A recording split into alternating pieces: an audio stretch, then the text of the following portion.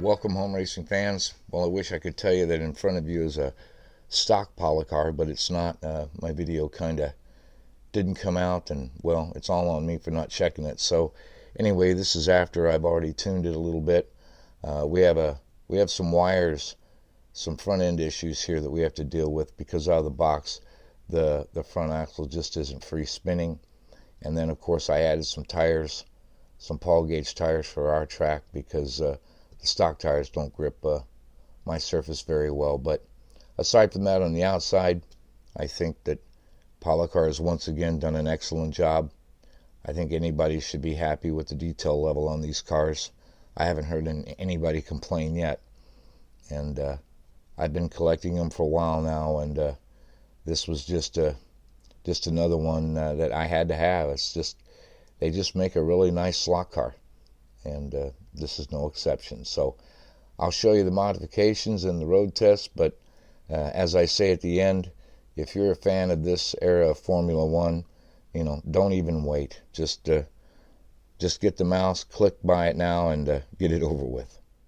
So a quick and easy way to address this, John Albright showed us how to do this or mentioned it rather, in the Facebook group. I spoke with him about it, and it seems like a very reasonable approach is to just twist and pull the front wheel off there, remove the front axle, bring the wires across the top, and then to make sure that they don't foul in the body, take a good sized pliers and flatten the wire right there to kind of flatten it out, reduce its diameter right there where it goes over, and then it shouldn't foul the body. Seems like a reasonable approach to me. I thought about trying to go underneath here and do some sanding, but given the proximity of the wires right here to the guide and the thickness, I've thought better of it. There's set screws here that Policar includes in the front end, which is kind of humorous because in stock form they do nothing. You can't adjust this axle. It's with the wires there, like I said, it's just, they don't move, they don't spin freely, and there's certainly no room to do any adjusting. So now that we have these out of the way, we're gonna address one more small thing. Well, after testing, I wish I could tell you that the front wheels spun the way I liked them to, but they didn't. And just two different things for me. First of all, there still wasn't enough clearance, even with flattening the wires between the body and the wires. It was still fouling a little bit. And one of the reasons why is because out of the box, the wires are crossed over. There's a crossover point, and it just adds to the problem. So what I did was I took the small, very, very tiny screw. It's missing here now, but I took it out and took the motor, flipped the motor over, and got rid of that crossover. And then I took my Dremel. First of all, I want to show you the routing of the wires. I took my Dremel with a cutoff disc, and I removed the center part of the suspension right here. I just made a couple of cuts. Before you make those cuts, you're going to want to take some adhesive, some super glue, and I put a little bit of super glue on the outside here to hold this in place. Then I made the cuts so they would stay in place, and then I added a little bit more super glue just to make sure that they were secure, and then routed the wires like I showed you, and that gave me the room that I wanted so that it didn't foul the front axle. So a little bit of modification, a little bit of sanding. You could say that it's just me being picky, but I just wanted something free spinning as best as I could, and that's just what it took for me.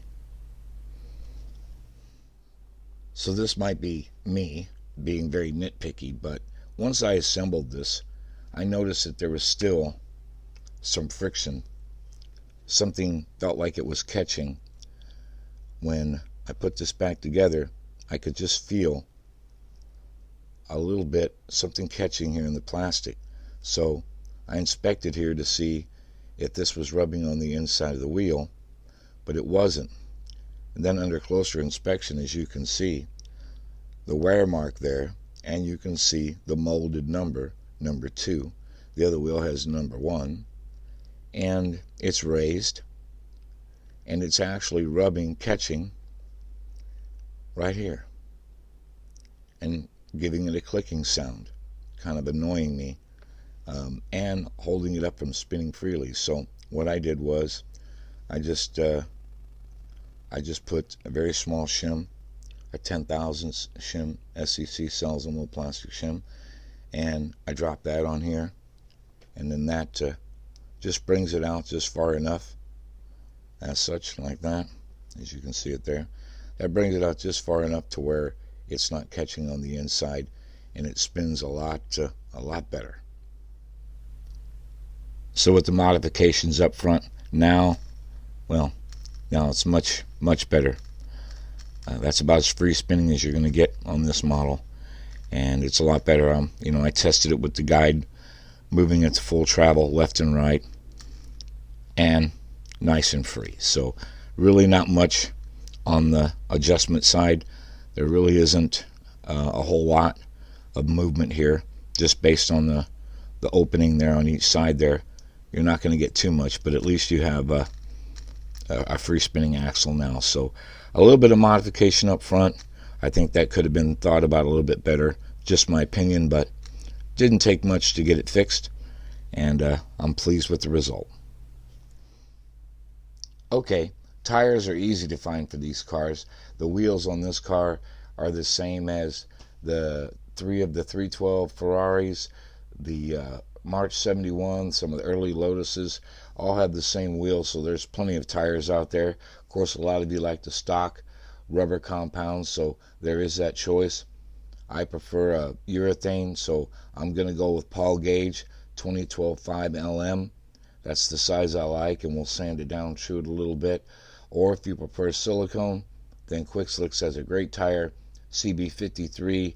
I kind of like the firm compound for whenever I do silicone on some of these models. So those are my aftermarket tire choices for this wheel. As far as the wheels are concerned, even though these are plastic wheels, I can tell you that these are some of the best plastic wheels in our hobby. They're very, very round and true.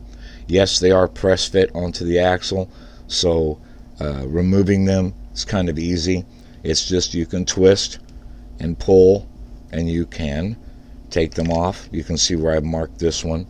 To put them back on, or even to take them off on each side, is I just use a needle nose pliers, and I grip this area, then I can twist it back on to where it's supposed to be. But you can see where I've marked it originally. That just kind of lets me know in the stock position how far to put the wheel back on.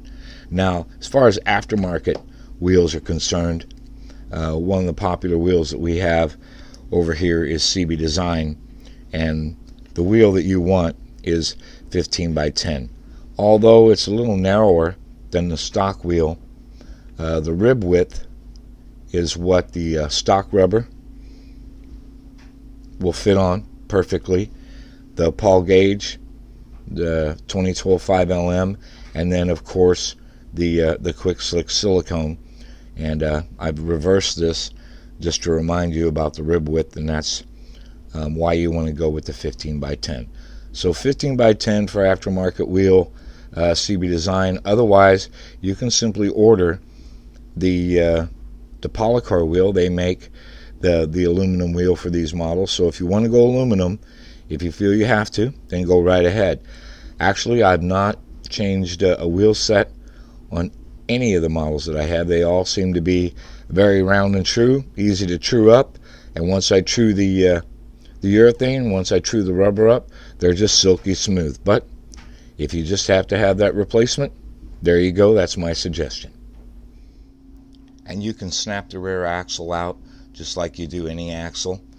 Just have to move the axle stop there with your wrench, move it all the way over to the side, and that'll give you enough room, depending on your tire machine, to mount it in there. You'll notice that I've used 2 plastic bushings, some old bushings from another car, and I've cut them.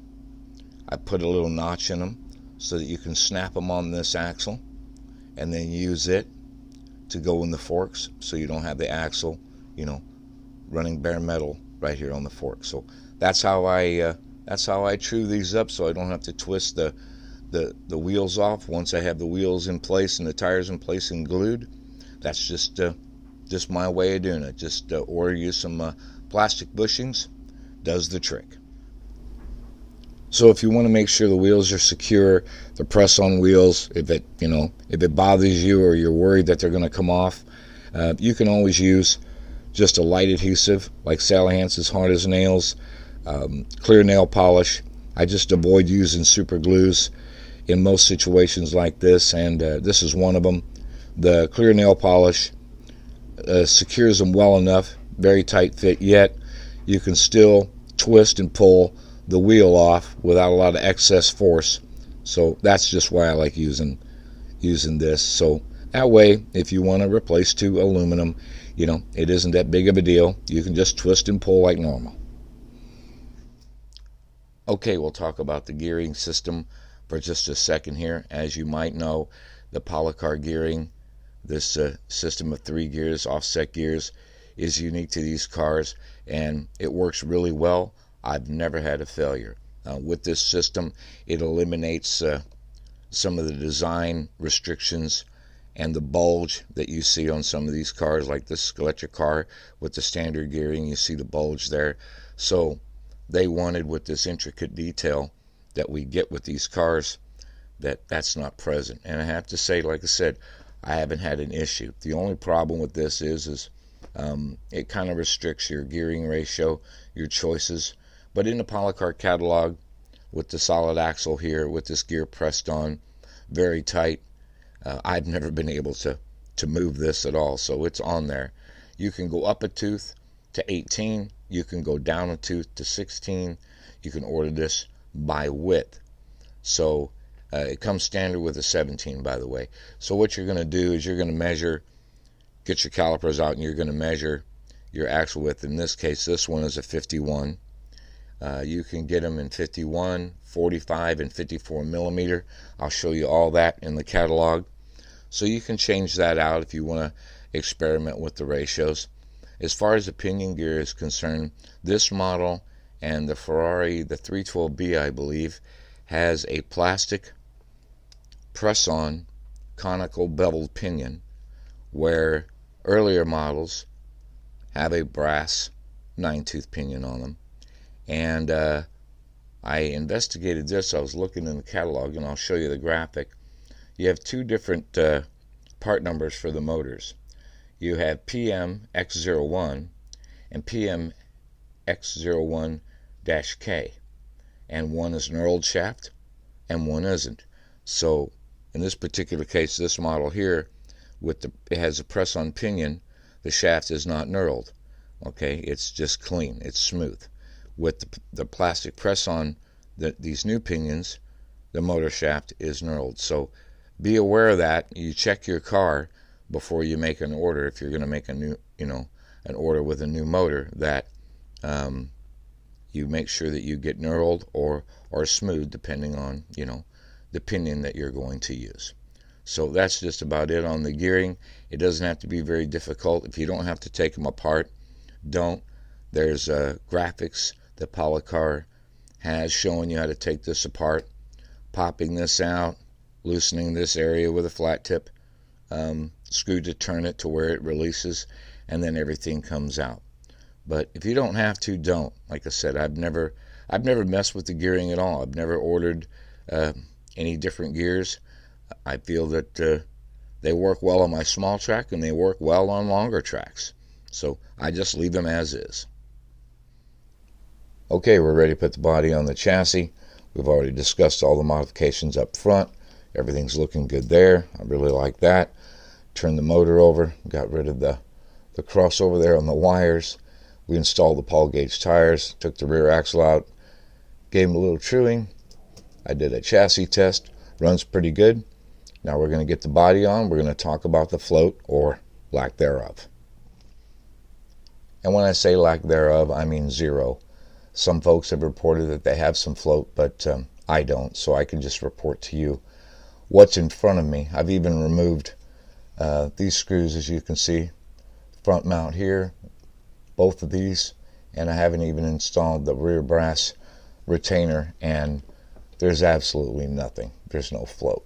And the reason for that is, under closer inspection, this engine detail, and this is present on one of the Ferraris too, I believe.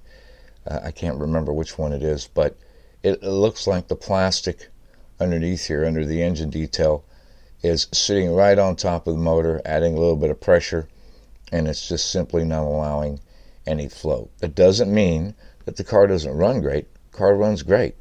It just depends if you're wanting to get a little bit of float out of it for whatever track condition you're trying to race on. Then you're probably going to have to go inside, get the milling bit and a Dremel, and start working with some plastic. It's not the first time we've had to do that, but it's not really a knock against Policar or anything, but, you know, having this pod here, you know, you might want to try to get a little float, but at least on my car, might be some flash molding, I don't know, but at least on my car, I don't have any. But as you can see, it's not going to affect how it runs. Oh yeah, as expected, super smooth, snappy, just a fun car to drive. You know, these cars, they really kind of fit in for both the beginner enthusiast and the more advanced, the tinkerer out there. You can take these out of the box like some of you have, and I've read the reports. You take them out of the box, put them on your track, and you have a blast with them.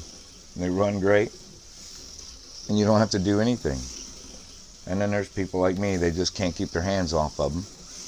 And I know that there's a little bit of work that can be done, maybe make them even better for our track condition.